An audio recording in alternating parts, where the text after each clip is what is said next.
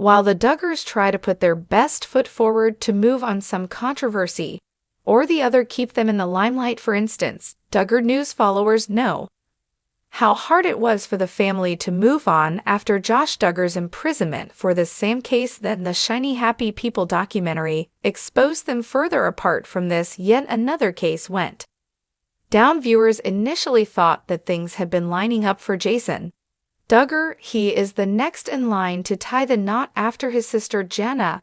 The star also announced his engagement recently, but all of it seems like a cover-up now, as some serious accusations against him have come into the limelight. So what happened to Jason? The Duggar News followers could see how the family was in a celebratory mood. It first started with Jed and Katie Duggar announcing they would have twins. Then Jenna also shared the big news about being married.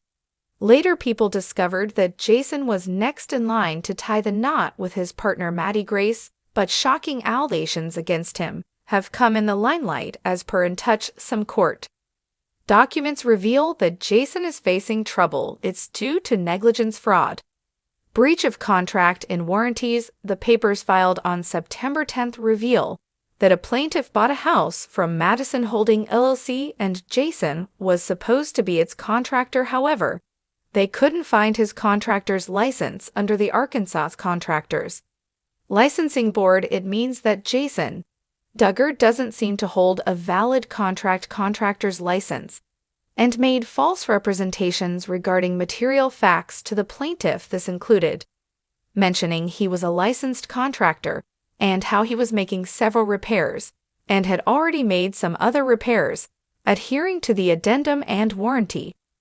Duggar News fans have been shocked at these revelations. The plaintiff mentioned how Jason was supposed to take care of certain repair work of the house as an alleged licensed contractor. This included fixing the roof, finishing grout work, repairing cracked drywall, fixing closet problems, putting in sod grass, and adding crown molding. He had to do so before a deadline, but Duggar News followers now know that Jason didn't do so. Instead, in May, he suggested that the plaintiff should just pay someone else to take care of the above-mentioned issues. Allegedly, neither Jason nor the Madison Holding LLC addressed these issues, so the plaintiff had no other option but to file a lawsuit against the Duggar siblings. So Jason now has 30 days to respond with an answer or a motion.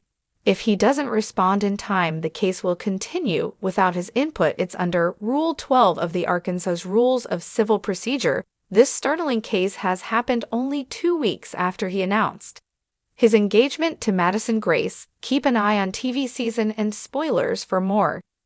Duggar News updates: Jason Duggar, one of Jim, Bob, and Michelle Duggar's 19 children, was hit with a civil lawsuit this week filed by a man who purchased the house that Jason served as the contractor on under Madison Holding LLC, which is also named in the suit. The 12th eldest Duggar spawn's legal woes were first reported by the Facebook group Duggar Family News. Life is not all pickles and hairspray, according to legal documents. While the 24-year-old served as the contractor on the project, the suit claims that Jason's contractor's license cannot be found on the Arkansas Contractors Licensing Board, and he does not appear to operate under a valid contractor's license. Jason also allegedly failed to make a number of repairs to the home that were required to be repaired within 30 days of the contract. The lawsuit notes that 11 months later, a number of these repairs remain incomplete. In late May 2024, the contractor, rather than continuing with the needed repairs, suggested he simply pay for them to be done by someone else. The documents state, however, in recent months, Madison Holding LLC and the contractor have gone silent on addressing these issues.